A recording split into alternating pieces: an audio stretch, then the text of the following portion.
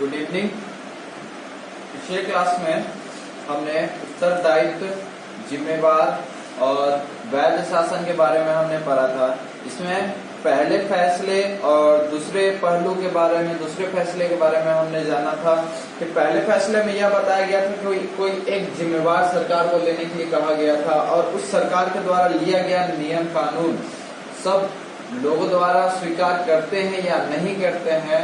अगर इसकी तुलना लोकतंत्र द्वारा लिए गए शासन के द्वारा तुलना किया गया था कि लोकतंत्र में क्या होता है कि वो लोकतंत्र कोई भी शासन, कोई भी कानून लागू करने के लिए उसमें बहुत सारे नियमों को देखते हैं और बहुत सारे परखने के बाद, बहुत समय लेने के बाद ही वो नियम लागू करते हैं। ठीक है, इसकी तुलना किया गया था पहले पहलू में। और दूसरे पहलू में यह बोल रहा था कि फैसले का जो नियम जो लागू किया जाता उस दौरान कोई कायदे कानून लागू किए गए थे कि नहीं किए गए थे, इनके बारे में बताया गया था। तो आगे का हम लोग यहाँ से स्टार्ट करते हैं कि अगर आप इन नतीजे के आधार पर लोकतंत्र व्यवस्था को तौलना चाहते हैं तो आपको इन संस्थाओं और व्यवहारों पर गौर करना होगा और इन्हीं दोनों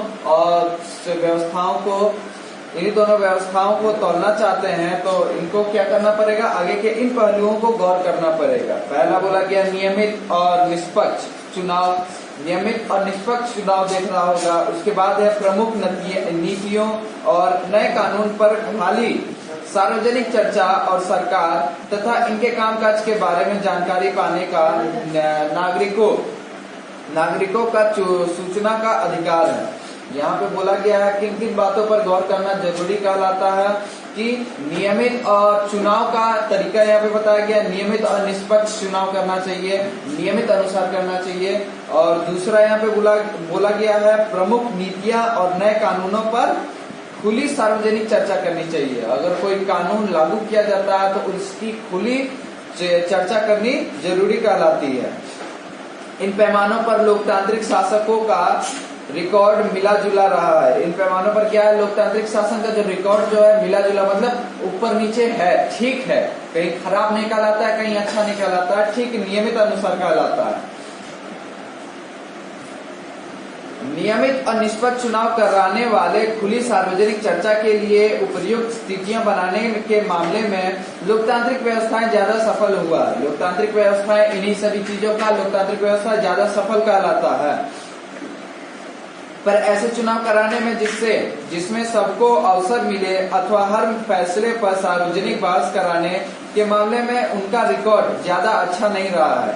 और यहाँ पे बोला गया है कि जो ऐसे चुनाव कराए जाते हैं निष्पक्ष और सार्वजनिक, मतलब निष्पक्ष और नियमित तौर पर जो चुनाव कराए जाते हैं, ऐसे चुनाव कराने में जिनमें सबको अवसर मिले, हर एक जन को अवसर मिले चुनाव के लिए, हर फैसले पर सार्वजनिक बहस कराने के लिए के मामले में उनका रिकॉर्ड ज्यादा अच्छा नहीं रहा। लोकतंत्र का ज्यादा रिकॉर्ड अच्छा नहीं रहा। सबका बात सुनने के लिए लोकतंत्र का अच्छा रिकॉर्ड नहीं रहा है। कुछ अच्छा, ज्यादातर अच्छा नहीं रहा है, लेकिन अच्छे अनुसार सब करने का कोशिश करते हैं। नागरिकों के साथ चुनावों का साझा करने के मामले में भी उनका रिकॉर्ड खराब रहा है। और नागरिकों के साथ ये सूचनाओं का साझा करने का मतलब जो सूचनाएं लेते हैं लोकतंत्र, उनका साझा करने के लिए लोगों के साथ, पब्लिक के साथ उनका साझा करने के लिए, मतलब उन्हें बताने के लिए उनका रिकॉर्ड अच्छा नहीं रहा है। मतलब ज्यादातर के सभी लोगों को नहीं बताते हुए। पर इनकी तुलना जब हम गैर लोकतांत्रिक शासन में करते हैं तो इन क्षेत्रों का भी उनका प्रदर्शन बेहतर ही ठहरता है। जब हम गैर लोकतांत्रिक के साथ तुलना करते हैं तो हम पाते हैं कि लोकतंत्र को ही बेहतर रिकॉर्ड कहा जाता है।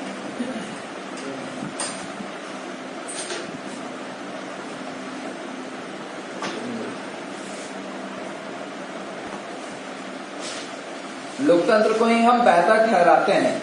एक व्यापक धरातल पर लोकतांत्रिक सरकारों से यह उम्मीद करना उचित ही है। अब यहाँ पे देखते हैं कि एक व्यापक और धरातल पर लोकतांत्रिक सरकार से यह उम्मीद करना उचित कहलाता है, लेकिन उम्मीद उचित ही है कि वे लोगों की जरूरतों और मांगों का ध्यान रखने वाले हो और कुल मिलाकर भ्रष्टाचार से मुक्त शासन दे।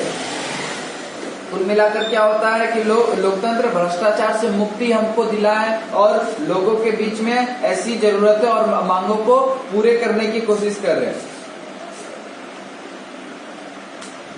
इन दो मामलों में भी लोकतंत्र सरकारों का रिकॉर्ड, इन दो मामलों में क्या होता है कि लोकतंत्र सरकारों का रिकॉर्ड प्रभावशाली नहीं है, मतलब बहुत अच्छा नहीं कहलाता लोकतंत्र में ऐसा करना। लोकतांत्रिक व्यवस्थाएं अक्सर लोगों को उनकी जरूरतों के लिए तरसाती है और आबादी के लिए एक बड़े हिस्से की मांगों की अपेक्षा करती है, और आजादी के लिए क्या होता है कि उनकी मांगों पे बहुत बड़ी अपेक्षा करती है। और लोकतंत्र में क्या होता है कि कोई भी अगर मांग करता है तो उनके मांगों को तरसाती है, मतलब तुरंत उसकी मांग को पूरी नहीं करवाती है।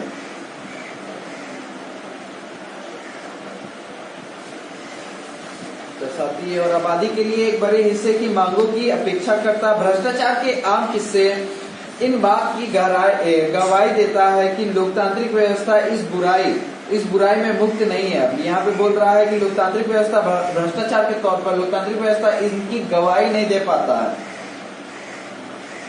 बुराई से मुक्त नहीं है। मतलब इसमें बोल रहा है कि लोकतंत्र हर एक बुराई से यहाँ पे मुक्त नहीं कहलाता है, सिर्फ अच्छा नहीं है, उनमें बुराई भी कहलाती है और दिखाई पड़ता है। पर इसके साथ इन पर भी ध्यान दे कि गैर लोकतांत्रिक सरकारें कम भ्रष्ट हैं या लोगों की जरूरत के प्रति संवेदनशील है। अब यहाँ पे बोल रहा है कि गैर लोकतांत्रिक सरकारें कम भ्रष्टाचार कहलाती है और लोगों की जरूरत के प्रति संवेदनशील कहलाती भी है गैर लोकतांत्रिक सरकार। यह कहने का कोई अधिकार नहीं है यहाँ पे यह चीज कहने का कि गैर लोकतांत्रिक सरकार कम भ्रष्टाचार है और गैर लोकतांत्रिक सरकार लोगों की जरूरतों को पूरी अच्छी तरीके से करता है। यहाँ पे यह कहना कोई आधार सही नहीं कहलाता है यहाँ पे।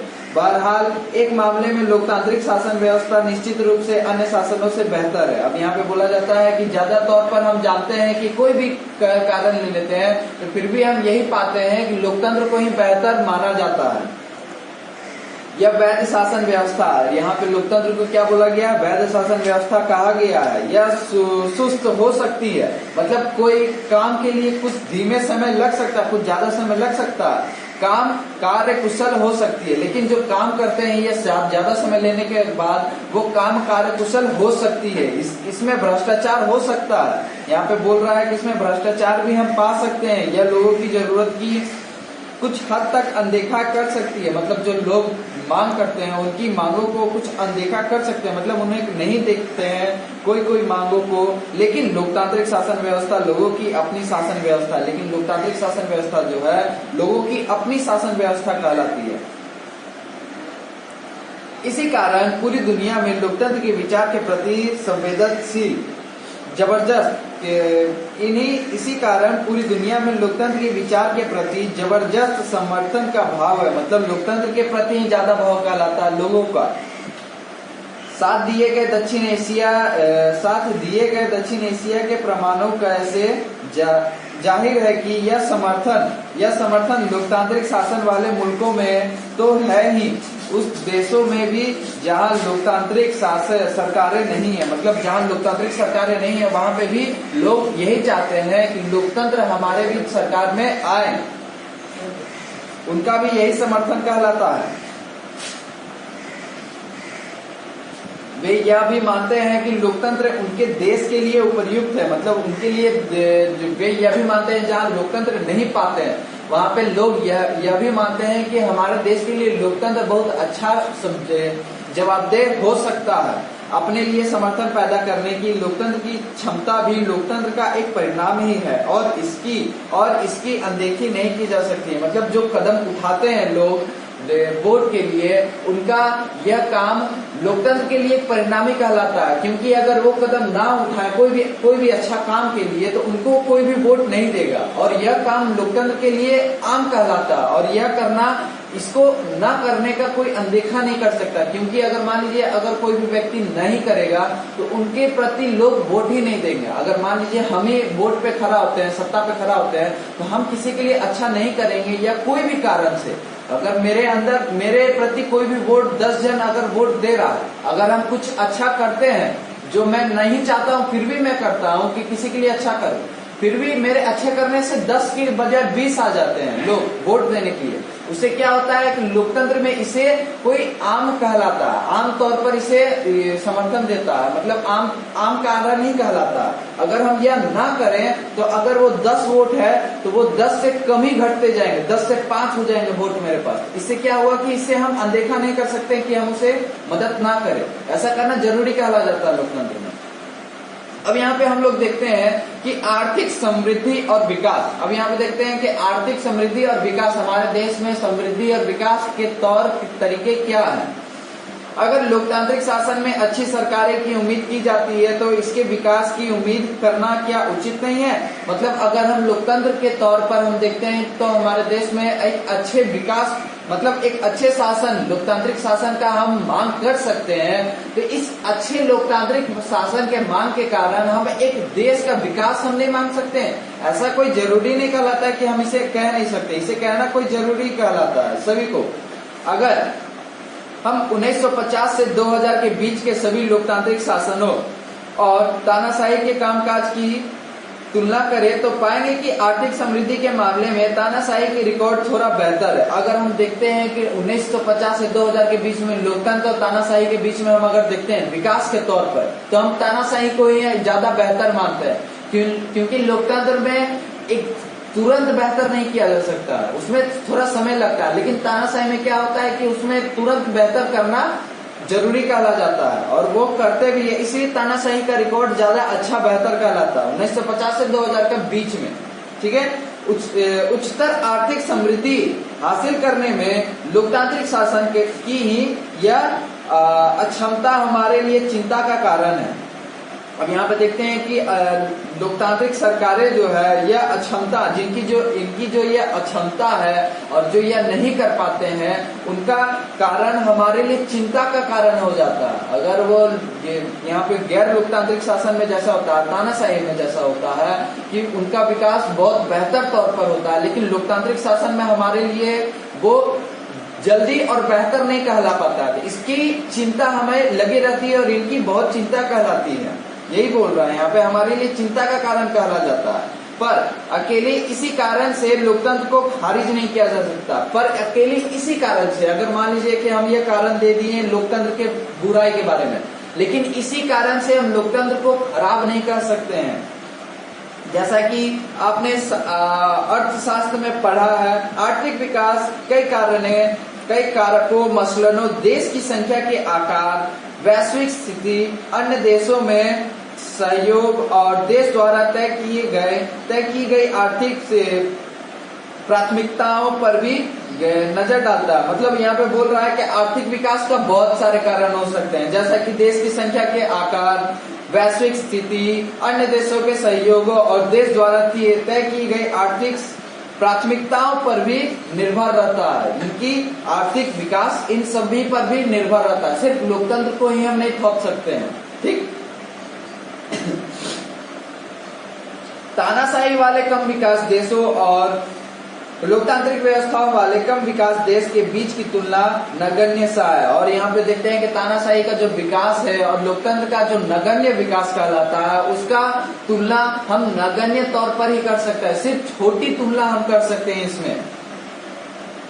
पर हम उम्मीद कर सकते हैं कि इस मामले में लोकतांत्रिक व्यवस्था तानाशाही से नहीं पिछड़े। पर हम यह ही सिर्फ मान सकते हैं कि लोकतंत्र इस तानाशाही के कारण लोकतंत्र ना पिछड़ जाए, मतलब सिर्फ पीछे ना हट जाए। इसी कारण से सिर्फ तानाशाही और लोकतांत्रिक शासन वाले देश के आर्थिक विकास दर में अंतर भले ज्यादा हो, लेकिन इसके बावजूद लोकतंत्र व्यवस्था का चुनाव ही बेहतर है। लेकिन हम क्या कहते हैं, क्योंकि देखते हैं लोकतंत्र व्यवस्था का चुनाव ही बेहतर है क्योंकि इसके अन्य अनेक सकारात्मक फायदे हैं। मतलब तानाशाही और लोकतंत्र के बीच में अगर इन्हीं एक कारण को लेकर हम लोकतंत्र को पीछे हटा दें तो यह ठीक नहीं है, क्योंकि लोकतंत्र इन्हीं कारणों को छोड़कर बाकी अन्य कारणों पर बहुत ही ज्यादा कार्यकुशल है और इन्हें सकारात्मक फायदे भी होते हैं लोकतंत्र के कामों से।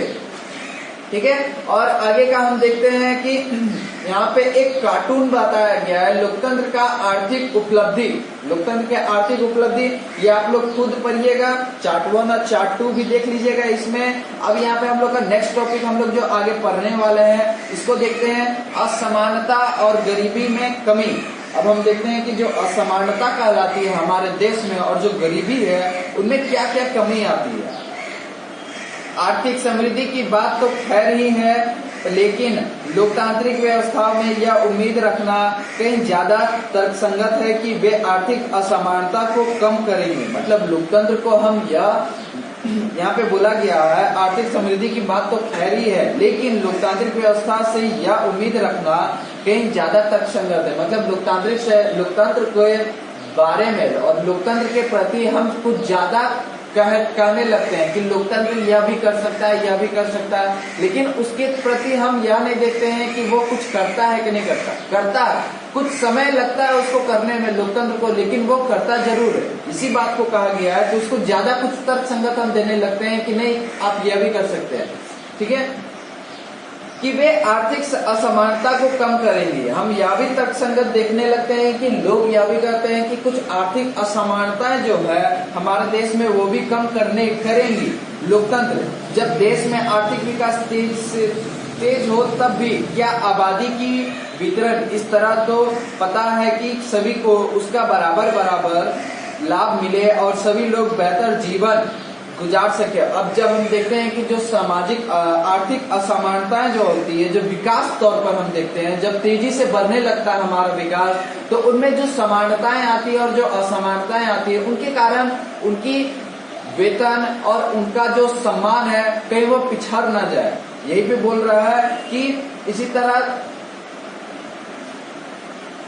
क्या आबादी का वितरण इस तरह हो, पता है कि सभी को उसका बराबर लाभ मिले, कि उसको सब बराबर लाभ मिल रहा है कि नहीं मिल रहा है तेजी से विकास होने के कारण से, और सभी लोग बेहतर जीवन गुजार सके और सभी लोग बेहतर जीवन गुजार भी सके। उनकी विकास के तौर पर देखा जाए तो उनको यह नहीं कह सकते हैं कि विकास होने के बाद, ज्यादातर विकास होने के बाद लोगों को एक सम्मान, एक समानता ना मिले, ऐसा नहीं है। हर एक जन को समानता मिलती है। इन्हीं बात को ध्यान में रखने के लिए कहा गया है। क्या लोकतांत्रिक व्यवस्था में आर्थिक समृद्धि और लोगों के बीच आर्थिक असमानता का बढ़ना साथ साथ होता है? और जो आर्थिक समृद्धि बोली गई है और लोगों का जो बीच में जो आर्थिक असमानता जो है उनका साथ साथ बढ़ना, क्या कारण साथ साथ बढ़ता है कि नहीं बढ़ता, यह बोल रहा है। क्या लोकतंत्र आने से अवसरों और वस्तुओं का न्यायपूर्ण वितरण हो पाता है? क्या लोकतंत्र का आने से जो अवसर जो आते हैं और उनकी वस्तुओं का न्यायपूर्ण, जो न्याय कहलाता है वस्तुओं का, वितरण हो पाता है कि नहीं, उनके बीच में वितरण हो पाता है कि नहीं, बंटवारा हो पाता है कि नहीं, यह चीज देखते हैं आगे में। लोकतांत्रिक व्यवस्था राजनीतिक असमानता पर आधारित होता है। लोकतांत्रिक व्यवस्था जो होता है कहाँ, राजनीतिक समानता पर आधारित होता है। प्रतिनिधियों के चुनाव में हर व्यक्ति का वजन बराबर होता है। अगर हम देखते हैं तो प्रतिनिधि के तौर पर उसका हर एक जन का वजन बराबर के कारण कहलाता है। अगर कोई भी व्यक्ति सत्ता पे उठता है तो जो व्यक्ति सत्ता पे उठता है उसका जो बराबर होता है, जो समानता होती है, एक बराबर होती है, इक्वल होती है। किसी को ज्यादा ऊंचा और किसी को ज्यादा नीचा नहीं माना जाता है। इसमें व्यक्तियों को राजनीतिक क्षेत्र में परस्पर बराबर का दर्जा तो मिल जाता है, लेकिन इसके साथ साथ हम आर्थिक असमानता को भी बढ़ता हुआ पाते हैं। और जो आर्थिक असमानता जो आती है उनको हम इन्हीं कारणों से बढ़ता हुआ पाते हैं। कैसे? मुट्ठी भर धन कुबेर आय और संपत्ति में अपनी अनुपात में बढ़ती अनुपात से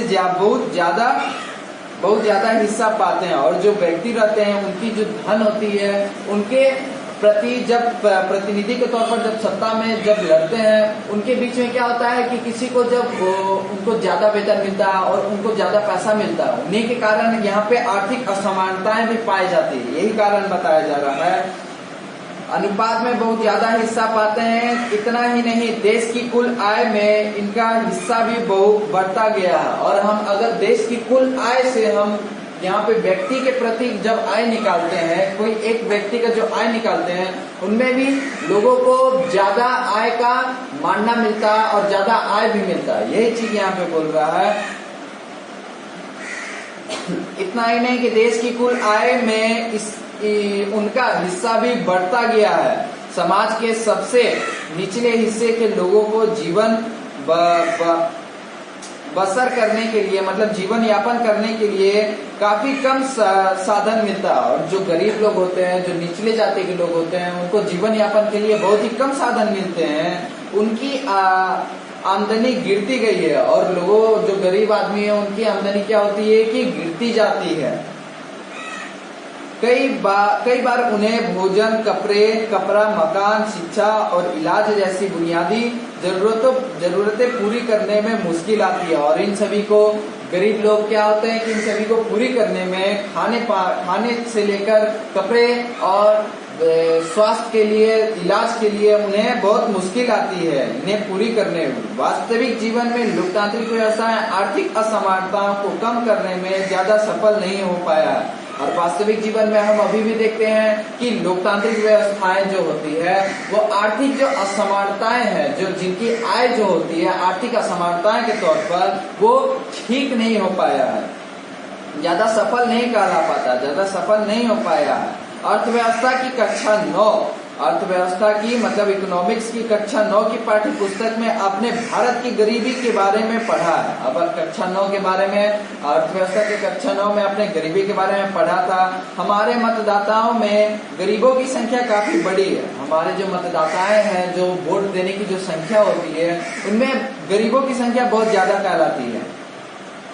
इसलिए कोई भी पार्टी उसके मतों के हाथ धोना नहीं चाहती है। और इसलिए क्या होता है कि कोई भी पार्टी जो होती है उनकी मतों के लिए, मतलब जो गरीब व्यक्ति है उनके लिए अगर हम कुछ करते हैं तो वो क्या करेंगे, हमें वोट देंगे। उनसे हाथ धोने के लिए मतदाता जो होते हैं, जो वोट लेने वाले होते हैं, जो नेता, इनसे हाथ धोने के लिए वो कभी पीछे नहीं हटते हैं।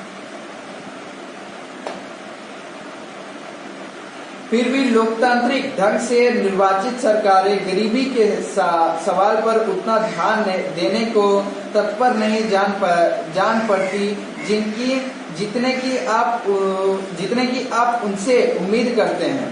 अब यहाँ पे बोल रहा है कि फिर भी क्या होता है कि लोकतांत्रिक ढंग से अगर हम देखते हैं तो निर्वाचित जो सरकार है, जो सरकारें हैं, जो गरीबी के लिए सवाल पर उतना ध्यान देते हैं, जो निर्वाचित जो सरकार है गरीबों के लिए जो जितना ध्यान देते हैं उतना उम्मीदें नहीं कर पाते हैं। मतलब उनसे उतना उम्मीद हम नहीं कर पाते हैं कि जो वो सरकारें जो हमारे लिए इतना जो ध्यान देती है वो पूरा करेगी ही, ऐसा हम नहीं कह पाते हैं। कुछ अन्य देशों में हालात इतनी सी ज्यादा खराब है, कुछ अन्य देशों में हम देखते हैं कि इनकी हालात बहुत ज्यादा खराब है। बांग्लादेश में आधा से ज्यादा आबादी गरीब में जीवन गुजारती है। अब यहाँ पे देखते हैं कुछ और अन्य देशों पे देखते हैं तो क्या देखते हैं कि गरीबों की संख्या आधी से ज्यादा, जैसे बांग्लादेश में क्या है कि गरीबों की संख्या आधी से ज्यादा गरीब वहीं पे पाए जाते हैं। मतलब वहीं पे नहीं, वहां पे आधे से ज्यादा संख्या में गरीब ही पाए जाते हैं।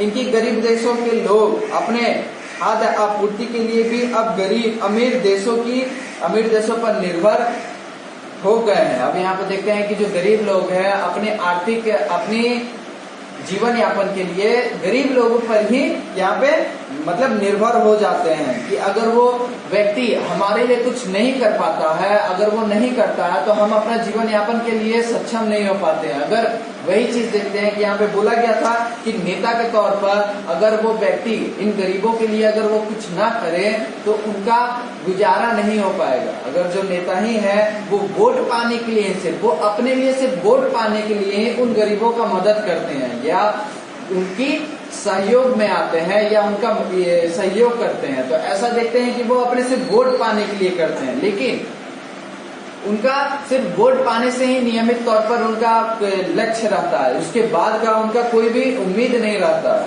ठीक है, आज का हम लोग का नेक्स्ट टॉपिक है सामाजिक विविधताओं में सामंजस्य। यहाँ पे है सामाजिक विविधताओं में सामंजस्य, ये हम लोग नेक्स्ट क्लास में पढ़ेंगे। आज के लिए सिर्फ बस हम यहीं पे स्टॉप करते हैं।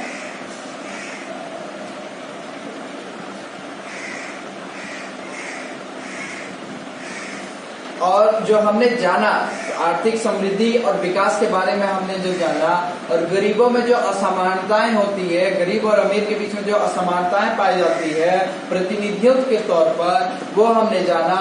उसके बारे में आप लोग क्या कीजिएगा कि उसे फिर से रीड कीजिएगा। जहां से मैंने आज पढ़ाया उस चीज को फिर से रीड कीजिएगा, 2 से 3 बार रीड कीजिएगा। जो रीड करने की जो विधि बताई गई है उन्हीं विधि के कारण आप लोग रीड कीजिएगा। उससे क्या होगा कि जो यहाँ पे बताया गया है इसे समझाने की बहुत बढ़िया कोशिश की गई थी, लेकिन आप लोग इसे अच्छे तौर पर और समझ सकते हैं खुद से पढ़ के। इसलिए इस बात को ध्यान में रखिएगा, जो रीड करने की विधि बताई गई है वो कभी भी नहीं भूलिएगा, ठीक है। इसको हमेशा ध्यान में रखिएगा। जो खुद का जो समझ होता है वो दूसरे से बहुत बेहतर कहलाता है, ठीक है। अगर आप खुद से समझ गए तो दूसरे को समझाने का आपको मौका ही नहीं मिलेगा, अगर आप खुद से समझ जाए तो, ठीक है। इस बात को ध्यान में रखिएगा और कोशिश कीजिएगा कि अगर इस चीज को आप लोग पढ़ के समझ गए तो फिर से खाली समय में एक बार स्टार्टिंग से फिर से यहाँ तक पढ़ लीजिएगा। नेक्स्ट क्लास में मैं लेसन को कोशिश करूंगा कि क्लियर कर दूं, उसके बाद आप लोग कोशिश कीजिएगा कि क्वेश्चन आंसर बनाने का प्रयास कीजिएगा, ठीक है। तो अभी का समय में आप लोग कोशिश कीजिए कि ज्यादातर समय आप लोग घर पे ही पढ़ने की कोशिश कीजिए, बाहर ना निकले, ज्यादा खेलकूद ना करें, क्योंकि अभी के समय में अगर ज्यादा व्यक्ति के संपर्क में आप आते हैं तो आपके लिए स्वास्थ्य के लिए बहुत खराब कहलाता है, ठीक है। तो इसमें इस बात को भी ध्यान में रखिएगा, ज्यादातर घर पे ही रहे ज्यादातर समय, और अपने सुबह सुबह माँ पिताजी को प्रणाम करें जब सुबह उठते हैं। ऐसा नहीं है कि जब हम सुबह सुबह उठे तभी करें, जब भी उठे तब उस समय आप लोग अपने माँ पिताजी को प्रणाम करें। अगर कोई भी माँ पिताजी अगर कोई भी नहीं है घर पे या काम पे गया है तो उस चीज को ध्यान में रखिए, और जब आए तब उस समय आप लोग माँ पिताजी को प्रणाम किया कीजिएगा, ठीक है। Thank you.